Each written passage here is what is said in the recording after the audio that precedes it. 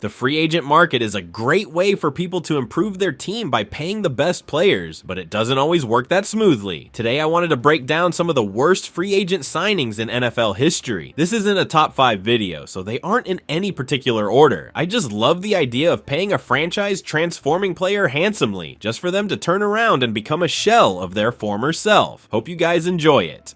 Neil O'Donnell's move from the Pittsburgh Steelers to the New York Jets in 1996 stands out as one of the most regrettable free agent signings in NFL history. O'Donnell was coming off a successful stint with the Steelers, where he developed a reputation as a steady, if unspectacular, quarterback. His career highlight came in the 1995 season when he led Pittsburgh to Super Bowl 30, though his 2 infamous interceptions in the loss to the Dallas Cowboys cast a shadow over his otherwise solid performance that year. Despite this, his time in Pittsburgh featured consistent play, with a passer rating above 87-3 out of his 5 starting seasons and a 39-22 record as a starter. The Jets saw O'Donnell as the answer to their quarterback woes and made a bold move to acquire him in free agency, signing him to a massive 5-year, $25 million contract, an eye-popping sum at the time. This made him one of the highest-paid quarterbacks in the league, with the hope that he could provide the stability the Jets desperately needed. Unfortunately, the signing quickly turned into a nightmare. O'Donnell struggled mightily in his first season, starting just 6 games due to injuries and poor performance. He managed only 4 touchdowns against 7 interceptions, finishing with a 0-6 record as a starter. The Jets as a team went 1-15 that year, one of the worst seasons in franchise history. O'Donnell's second season with the Jets was only marginally better, as he started 13 games, throwing for 2,796 yards, 17 touchdowns, and 7 interceptions. However, his performances lacked the consistency and leadership the Jets had paid for, and his record as a starter remained abysmal at 8-12 over 2 seasons. By 1998, the Jets had moved on, cutting ties with O'Donnell and absorbing a financial hit to do so. His tenure in New York became a story about overpaying for free agents based on past performance rather than fit or potential for future success. While O'Donnell found some stability later in his career as a backup with the Cincinnati Bengals and Tennessee Titans, his stint with the Jets remains a glaring blemish on his legacy. The Washington Redskins signing of Dana Stubblefield in 1998 is often remembered as one of the most disastrous free agent acquisitions in NFL history. Stubblefield entered free agency as a highly coveted defensive tackle, fresh off a dominant season with the San Francisco 49ers. In 1997, he was named the NFL Defensive Player of the Year after racking up a league-leading 15 sacks, an incredible feat for an interior lineman. His performance anchored the 49ers defense and established him as one of the premier defensive players in the league. The Redskins, desperate to improve their defense, saw Stubblefield as the perfect piece to elevate their roster and made him the centerpiece of their offseason spending spree. Washington signed Stubblefield to a 7-year, $36 million contract with an $8 million signing bonus, making him one of the highest paid defensive players at the time. Expectations were sky high, but Stubblefield's performance in Washington failed to live up to the hype by a long shot. In his first season with the Redskins, Stubblefield managed only 3 sacks, a staggering drop from his Defensive Player of the Year numbers just 1 year earlier. His production continued to decline over the next 2 seasons, and he never came close to justifying his massive contract. A significant factor in Stubblefield's decline was the change in schemes and supporting cast. In San Francisco, he thrived alongside Hall of Famer Bryant Young, whose presence allowed Stubblefield to dominate one-on-one matchups. In Washington, however, he was expected to carry the defensive line, and he struggled to replicate his previous success without similar support. Injuries and questions about his motivation further hindered his effectiveness. By the end of his 3rd season, Stubblefield had accumulated just 7 total sacks for the Redskins, less than half of what he produced in his final season with the 49ers. Washington released him after the 2000 season, cutting their losses on a signing that failed to deliver on any level.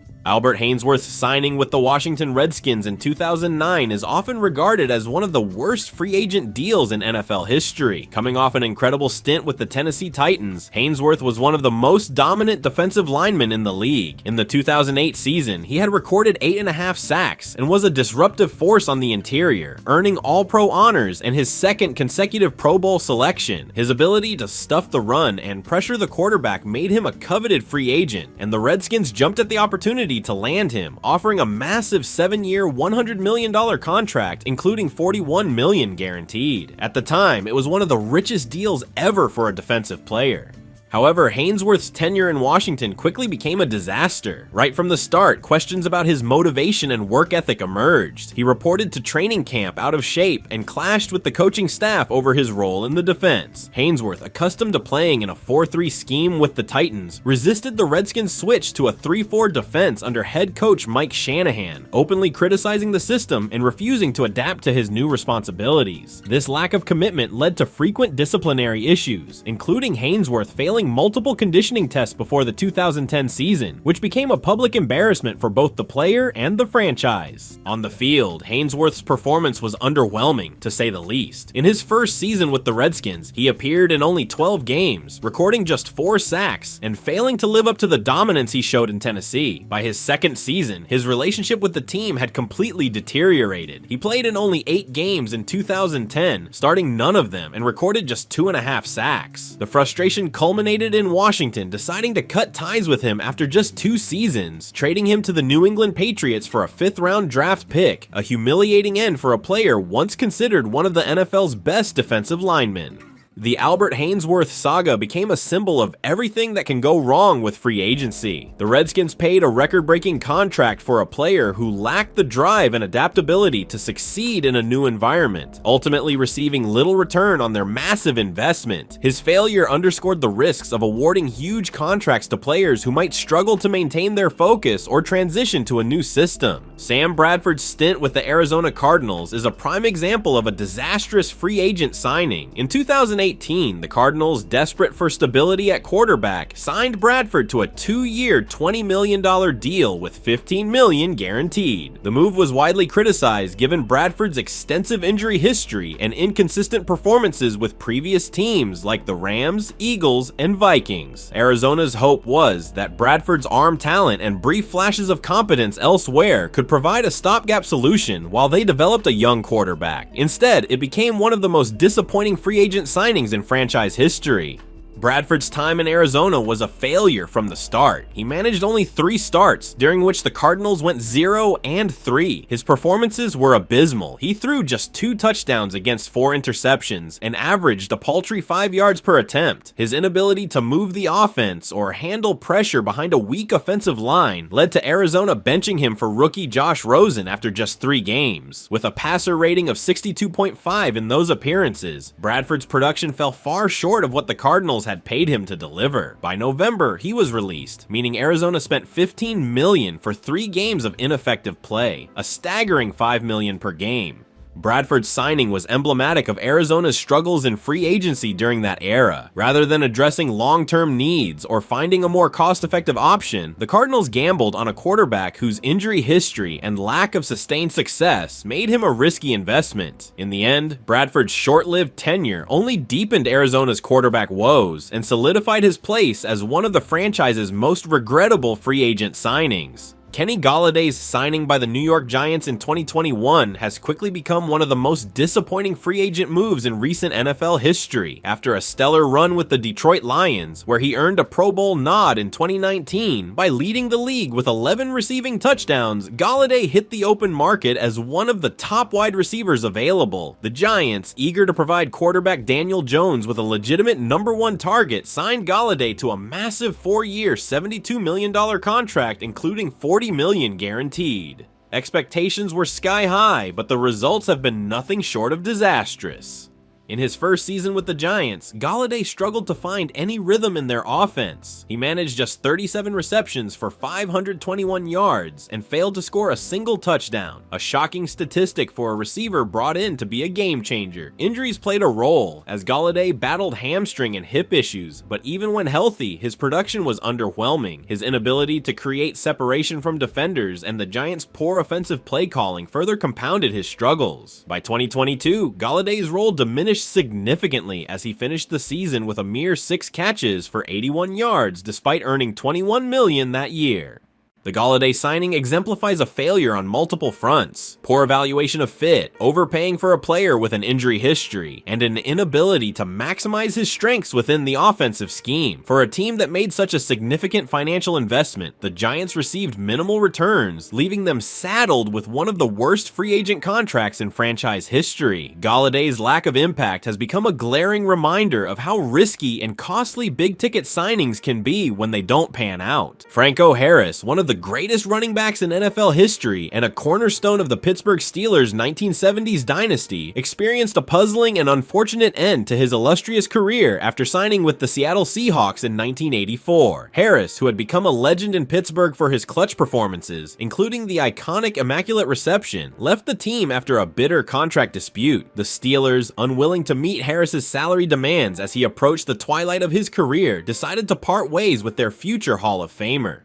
The Seahawks, hoping to capitalize on Harris's name recognition and veteran presence, signed him to a one-year deal worth $500,000. However, Harris was a shadow of his former self by the time he arrived in Seattle. At 34 years old, the wear and tear of over a decade of NFL action had taken its toll, and his production plummeted. In 8 games with the Seahawks, Harris rushed for just 170 yards on 68 carries, averaging a meager 2.5 yards per attempt, far below the standard he set during his prime. He failed to score a single touchdown and was ultimately benched before being released later that season. The move proved to be a misstep for the Seahawks, who hoped Harris could bolster their offense and bring leadership to the locker room. Instead, his tenure became an example of the risks associated with signing aging stars. For Harris, the stint in Seattle was an anticlimactic end to an otherwise remarkable career that saw him retire just 192 yards shy of breaking Jim Brown's all-time rushing record. While his time with the Seahawks is often forgotten, it stands as a reminder that even legends can struggle when age and circumstances catch up with them.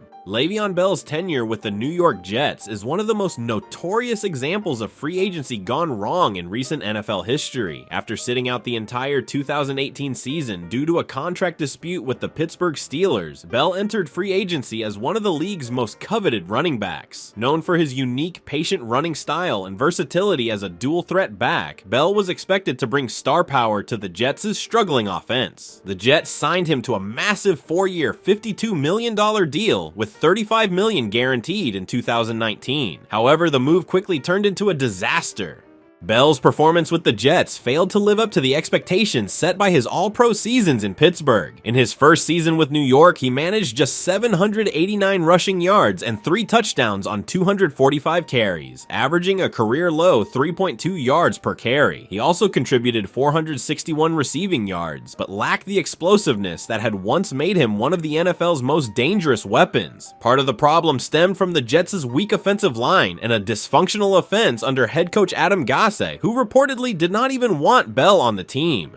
The situation worsened in 2020. Bell missed several games due to injury and clashed with Gaze over his role in the offense. After just 2 lackluster games in his second season, the Jets released Bell in October, less than 2 years into his lucrative contract. Bell left New York with a total of 863 rushing yards, 3 rushing touchdowns, and 500 receiving yards in 17 games. An abysmal return on investment for a contract that made him one of the highest paid running backs in the league. For Bell, the move to New York marked the beginning of a sharp decline in his career as he struggled to recapture his Pittsburgh form with subsequent stints on other teams. For the Jets, it was yet another chapter in their history of failed signings and mismanagement. Nick Foles' brief and disappointing tenure with the Jacksonville Jaguars is a textbook example of a free agent signing gone wrong. Fresh off his legendary Super Bowl MVP performance with the Philadelphia Eagles in 2018 and a strong showing as Carson Wentz's backup, Foles was viewed as a proven winner who could finally stabilize Jacksonville's quarterback situation. The Jaguars, desperate to find their franchise quarterback, signed Foles to a 4-year, $88 million deal in 2019, with $50 million guaranteed. A contract that raised eyebrows across the league due to Foles' inconsistent history as a starter. The excitement surrounding Foles quickly evaporated in Week 1 of the 2019 season when he suffered a broken clavicle after throwing a touchdown pass in his Jaguars debut. The injury sidelined him for 8 games, and in his absence, 6th-round rookie Gardner Minshew stepped in and became a fan favorite. When Foles returned in Week 11, he struggled to regain his form, throwing 2 touchdowns and 2 interceptions over the next 3 games. His performances were underwhelming, and the Jaguars benched him in favor of Minshew after a disastrous outing against the Tampa Bay Buccaneers. Foles' time in Jacksonville ended after just 1 season and 4 total starts, during which he threw for 736 yards, 3 touchdowns, and 2 interceptions. His tenure was marred by injuries, poor play, and a contract that became a financial albatross for the Jaguars. In the offseason, Jacksonville traded Foles to the Chicago Bears for a modest 4th-round pick, cutting their losses after paying him over $30 million for just 1 partial season of work. The Nick Foles signing highlights the risks of overpaying for a quarterback based on a small sample size of success. While Foles' heroics in Philadelphia cemented his place in NFL history, his time in Jacksonville is a reminder that even Super Bowl MVPs aren't guaranteed to thrive in every system. For the Jaguars, the move proved costly, both financially and in terms of their long-term rebuild. Andre Rison's signing with the Cleveland Browns in 1995 was a bold, high-profile move that quickly turned into a disaster. Known as one of the league's most explosive wide receivers during his time with the Atlanta Falcons, Rison entered free agency as a 4-time Pro Bowler and one of the most coveted players on the market. The Browns, desperate to energize their offense and invigorate their fan base, signed Rison to a then-record 5-year, $17 million contract, making him the highest-paid receiver in NFL history at the time. Expectations were sky high, but Rison's time in Cleveland was a fiasco from the start. The Browns' offense, led by quarterback Vinny Testaverde, struggled mightily, and Rison's production plummeted. Over the course of the 1995 season, he caught just 47 passes for 701 yards and 3 touchdowns. Disappointing numbers for a player brought in to be a game-changing star. His on-field struggles were compounded by off-field issues, including clashes with fans and the media. Rison famously called Cleveland's fans the dog-faced people, further souring his relationship with a frustrated fan base. The chaos surrounding the team only worsened when owner Art Modell announced that the Browns would relocate to Baltimore, casting a shadow over the season. By the time the dust settled, Rison was widely regarded as emblematic of the dysfunction that plagued the Browns during their final year in Cleveland. After just 1 disappointing season, the Browns released Rison, eating a significant portion of his massive contract. Ed Reed's signing with the Houston Texans in 2013 was a high-profile move that turned into one of the most disappointing free agent acquisitions in recent NFL history. A future Hall of Famer and one of the most dominant safeties in league history, Reed came to Houston after an illustrious 11-year career with the Baltimore Ravens. Fresh off a Super Bowl victory and known for his ball-hawking abilities, Reed was expected to provide veteran leadership and shore up the Texans' secondary as they sought to build on their playoff appearances in 2011 and 2012. The Texans signed Reed to a 3-year, $15 million deal, including $5 million guaranteed, banking on him to bring his championship pedigree to a team with Super Bowl aspirations. However, issues arose immediately. Reed underwent hip surgery in the offseason, missing the entire preseason and the first 2 games of the regular season. When he did return, it became painfully clear that he was no longer the same player who terrorized quarterbacks in Baltimore.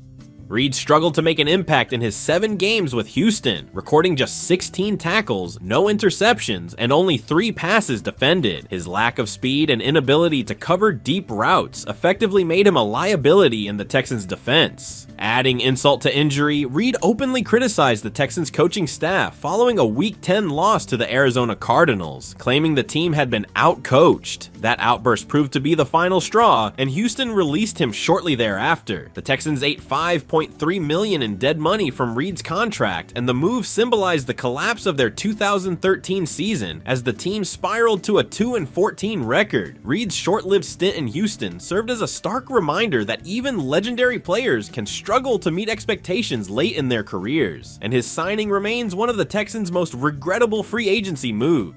Scott Mitchell's tenure with the Detroit Lions stands as one of the more infamous examples of a free agent signing gone wrong in NFL history. After impressing in a brief stint with the Miami Dolphins in 1993, where he started 7 games in place of an injured Dan Marino, Mitchell was one of the most sought-after quarterbacks on the market. The Lions, desperate for a stable presence under center to complement their superstar running back Barry Sanders, signed Mitchell to a lucrative 5-year, $11 million contract in 1994, a significant deal for for the time.